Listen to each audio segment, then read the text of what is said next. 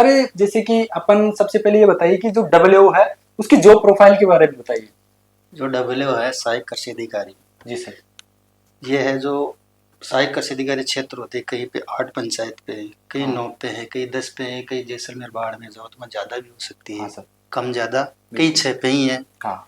ठीक है, हो सकता है भविष्य में 5 पे हो जाए। बिल्कुल। जैसे जैसे पोस्टें बढ़ती जाएगी वैसे वैसे होता डब्ल्यू का जो जॉब प्रोफाइल है मेन है मॉनिटरिंग करना। जी सर। अपने क्षेत्र में है, जी सर। जैसे किसी प्रकार की कीट व्याधि है हाँ।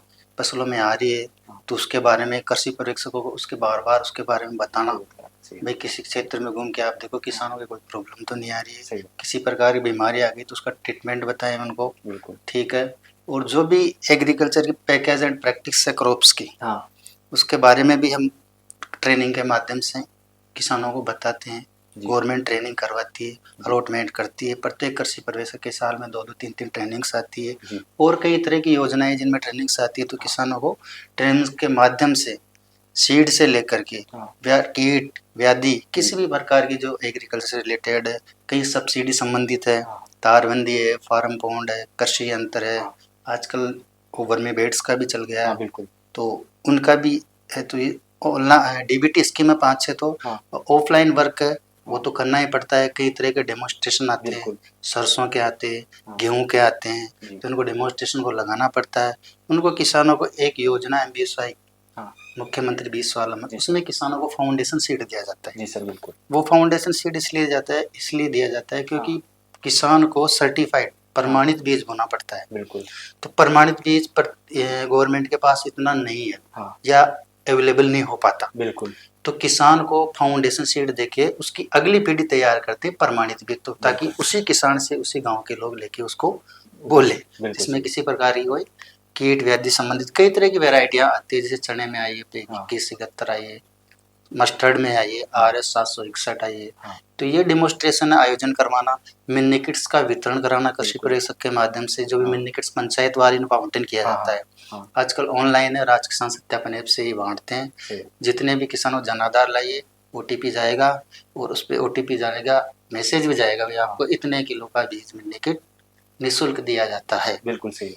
चाहे चने का हो, चाहे मस्टर्ड का हो, कई जगह गेहूं के आते हैं, कई जगह मक्का के आते हैं। हाँ। अलग जगह जहाँ डोमिनेट क्रॉप है वहाँ पे ये मिनी किट्स आते जाते सही हैं। है। डब्ल्यू का जो जॉब प्रोफाइल है, हाँ। इन सभी ट्रेनिंग्स में आयोजन। और दूसरी बात की कृषि पर्यवेक्षक है, हाँ। उसका प्रत्येक गुरुवार को मुख्यालय चेक करना। हाँ। हाँ भाई उसका गुरुवार के दिन होता है 9:30 से 6 को किसान सेवा केंद्र का संचालन करना। बिल्कुल।